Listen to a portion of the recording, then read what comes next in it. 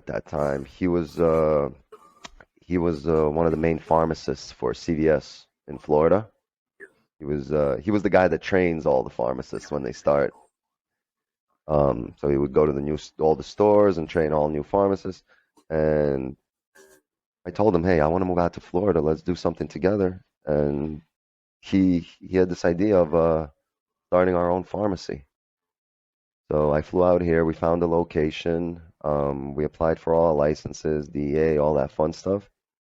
And within a half a year, calls me up. He's like, look, we're good to go. Let's settle on the location. We got our licenses. We got a proof for everything. Let's get it. Just like that, I think within a week, I packed up all my stuff and I was in Florida on his couch going, let's do this.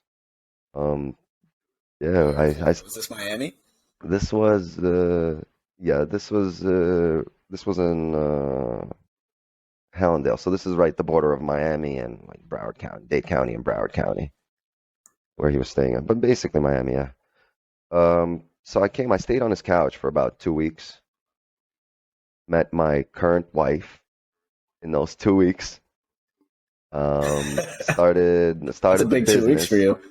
Yeah, it was yeah, I met her. We didn't get together right away, but like I met her and I started the business and we grew the business. We built it up for about 7, 8 years till around 2017 when his old employer, CVS, approached us and made us an offer to buy our book of business.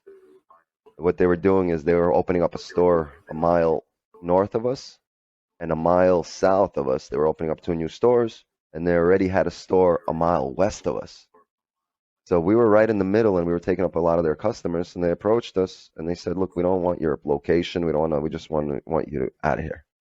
We want to buy you out. We want your book of business. We want a non-compete clause, and that's it.